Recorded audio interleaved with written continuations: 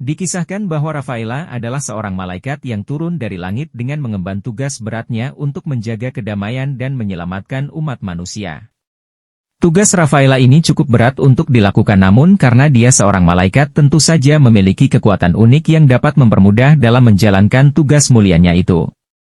Kisah Rafaela ML memiliki kekuatan unik yang dapat digunakan untuk menyembuhkan segala macam penyakit. Kekuatan penyembuhan milik Rafaela ini begitu hebat, bahkan hanya dengan memunculkan diri saja di suatu tempat dia dapat menghilangkan semua rasa sakit yang diderita oleh semua orang yang tinggal di tempat tersebut. Semua luka orang dan segala penyakit akan sembuh hanya dengan kehadiran Rafaela saja. Sungguh kekuatan yang unik dan sangat hebat.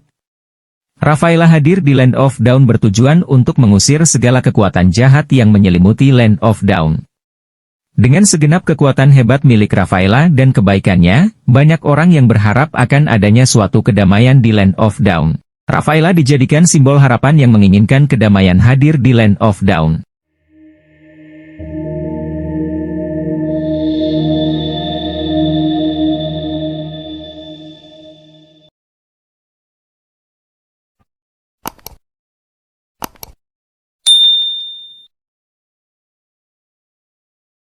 Kisah Estes dimulai dari sebuah tempat kediaman para kaum Moon Elf yang letaknya ada di bagian barat Moon Lake. Di sana terdapat Emerald Wood Woodland yang sangat legendaris dan daerah itu terkenal dengan tempat kelahiran para elf dari generasi pertama. Dikisahkan bahwa setiap keturunan Raja Elf lahir di sebuah pohon kehidupan yang berada tepat di tengah Emerald Wood Woodland. Estes merupakan Raja Elf generasi sekarang dan dia merupakan elf asli yang mendiami kerajaan di Emerald Wood Woodland. Estes merupakan sosok Raja Elf yang berkarakteristik unik dan memiliki kemampuan yang cukup hebat dalam menyembuhkan orang dengan kemampuan healing miliknya. Namun sangat disayangkan karena dalam Perang Besar Kedua, Estes terluka sangat parah yang membuat dia tertidur lelap di pusat Emerald Wood Woodland untuk penyembuhan. Para kaum Moon Elf kehilangan sosok raja yang agung saat ini. Saat peperangan antara manusia dan orc berlangsung, Mia harus bertahan dan melindungi tanah serta sisa-sisa Moon Elf yang masih bertahan hidup. Nah, itulah penjelasan mengenai kisah Estes Mobile Legends yang telah kami jelaskan secara lengkap. Semoga bermanfaat dan dapat menjadi sumber referensi yang baik untuk kalian semua. Baca kisah Estes di atas agar kalian dapat mengetahui siapa sebenarnya sosok Estes ini di Mobile Legends.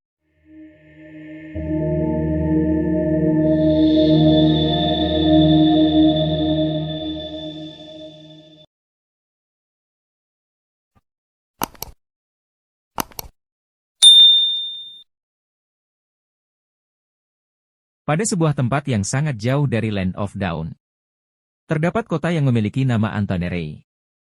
Dalam kota tersebut merupakan tempat bagi pelajar dan juga para ahli filsafat dari seluruh dunia. Nah, kota tersebut merupakan tempat Digie tinggal. Banyak orang yang tak heran jika Digie memiliki tubuh yang kecil dan juga tak berguna. Digie sendiri sangat diremehkan karena seperti seorang makhluk yang tidak memiliki kemampuan apa-apa. Pada suatu hari, Digie melakukan penelitian mengenai Chromomos Cience yang dimana dirinya dapat melakukan manipulasi waktu kemudian membuat alat yang berbentuk seperti sebuah jam, kemudian alat tersebut dinamakan dengan Time Nest, kemudian orang-orang mulai melirik Digie karena telah menciptakan alat tersebut. Digie sangat suka dengan alat yang dibuatnya tersebut dan sangat percaya dalam mekanisme yang kecil, banyak terdapat rahasia yang dapat dijelajahi. Kemudian dengan menggunakan alat tersebut Digie mampu pergi ke masa lalu dan masa depan. Tak hanya itu saja, Digie juga bisa melepaskan teman-temannya yang terbelenggu dengan kemampuan fisik waktu dan membawanya bersama dengan Digie. Walaupun Digie terlihat sangat imut dan juga kecil, namun jangan sampai membuatnya marah. Dari kisah Digie Mobile Legends di atas, ternyata awalnya Digie merupakan salah satu orang yang dianggap lemah, diremehkan, dan kemudian dengan kemampuan ilmu pengetahuannya yang meneliti tentang kemampuan waktu membuat Digie berubah secara drastis.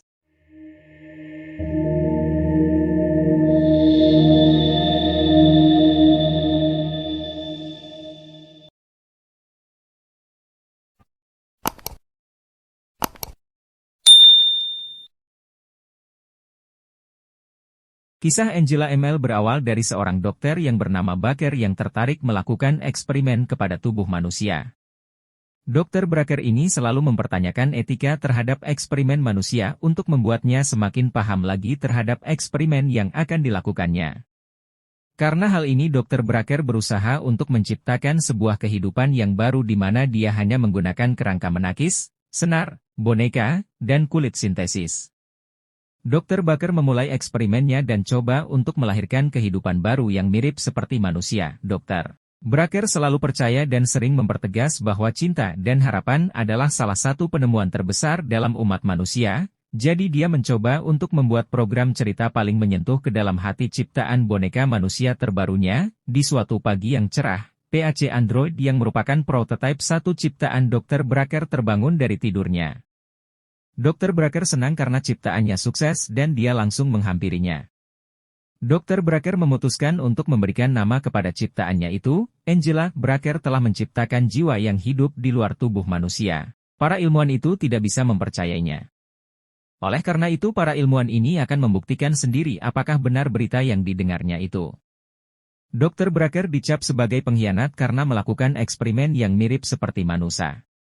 Akhirnya para ilmuwan itu menggunakan alpha dan beta untuk mencari Dr. Bracker. Alpha dan beta merupakan kreasi masa lalu Dr. Bracker.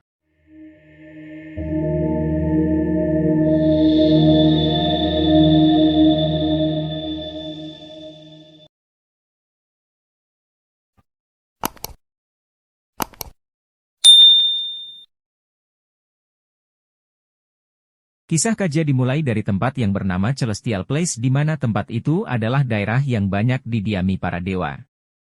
Celestial Place juga mendapatkan sistem penjagaan yang hebat karena dijaga oleh para Nazar Guardians yang kuat. Setiap iblis yang berani mendekat tempat suci bernama Celestial Place ini pasti akan kesusahan dalam menghadapi suatu sihir berkecepatan tinggi dan cambuk berkekuatan listrik yang siap untuk mengalahkan mereka dengan mudah. Tidak ada satu iblis pun yang sukses mendekati tempat ini dan lolos dari kejaran para kesatria burung penjaga Celestial Place ini. Salah satu kesatria burung yang cukup hebat di Celestial Place bernama Kaja. Kaja merupakan sosok pemimpin kesatria burung yang mampu meningkatkan kekuatan petir dengan mudah melalui cambuk yang dimilikinya. Kekuatan petir itu dibuat menjadi energi murni untuk Kaja dan Kaja dapat mengontrol kemampuan tersebut dengan mudah dan sesuai keinginannya. Kaja ditugaskan untuk menjaga dan melindungi langsung kota suci bernama Celestial Place ini. Ribuan tahun yang lalu ketika para petinggi kota Celestial menciptakan penjaga melalui kekuatan teknologi hebat mereka, Kaja memutuskan untuk pergi dari Celestial Place. Kaja berpikir bahwa sudah ada penjaga yang bisa menjaga kota ini dan kemungkinan besar dia tidak dibutuhkan lagi. Setelah Kaja pergi ternyata Celestial Place menjadi tidak terurus dan hanya menjadi reruntuhan saja. Sampai pada suatu hari Uranus yang merupakan penjaga buatan kekuatan para petinggi Celestial Place aktif karena ada peperangan dari dua kubu yang menimbulkan kekuatan besar dalam medan perang. Uranus terbangun dan siap untuk mengusir mereka dari kota suci Celestial Place.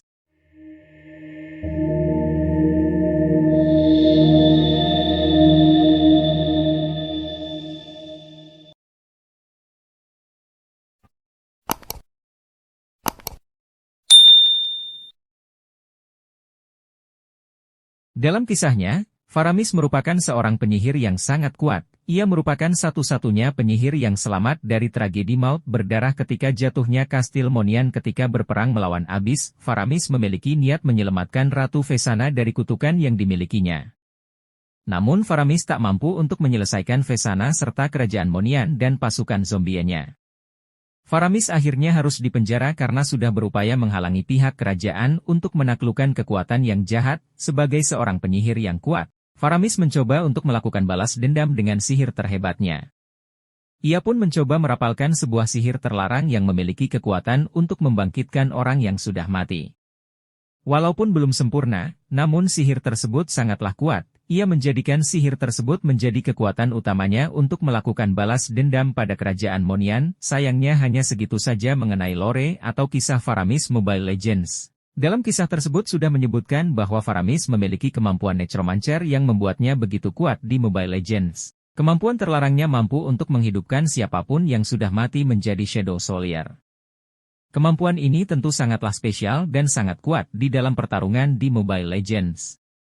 Sekilas kemampuan Faramis ini mengingatkan kita pada manhwa solo leveling yang mana memiliki kemampuan serupa. Tentunya jika Faramis memiliki wajah yang sangat tampan, mungkin saja ia menjadi hero yang sangat populer di Mobile Legends.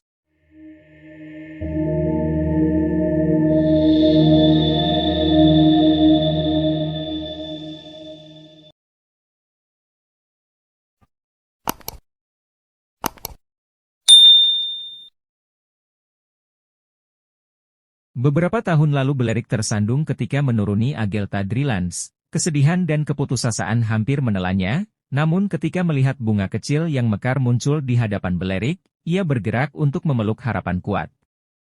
Setelah perjanjian tersebut terbentuk sebuah oasis yang sangat indah, Belerik tidak sengaja menuangkan banyak energi ke dalam bunga kecil tersebut. Kemudian energi tersebut meluap dan mengembun hingga menjadi benih yang sangat bersinar. Bunga kecil tersebut kemudian berubah menjadi sebuah bentuk kehidupan yang tidak pernah muncul beberapa abad di Land of Dawn. Ia bernama Florin. Sejak lahir, Florin tidak pernah pergi keluar dari oasis tersebut, yang mana ia mengisolasikan dirinya pada lingkungan gurun yang sangat keras. Hal ini memungkinkannya untuk menjalani hidup yang damai tanpa beban bagi Florin. Benih cahaya merupakan satu-satunya misteri yang diketahui. Florin menghabiskan sepanjang waktunya untuk mengungkap rahasia benih tersebut. Bahkan ketika malam sebelum tidur di bawah naungan dedaunan, hanya ada beberapa penjelajah dan karavan yang mengunjungi dunia kecil yang damai tersebut. Di antara karavan yang mengunjungi oasis, Florin bertemu dengan seorang pemuda yang memiliki senyum mempesona. Ia kemudian menceritakan kisah yang menyenang kepada Florin. Setelah kejadian itu, kedua ini kemudian mulai bersahabat dan memulai berangsur semakin dalam.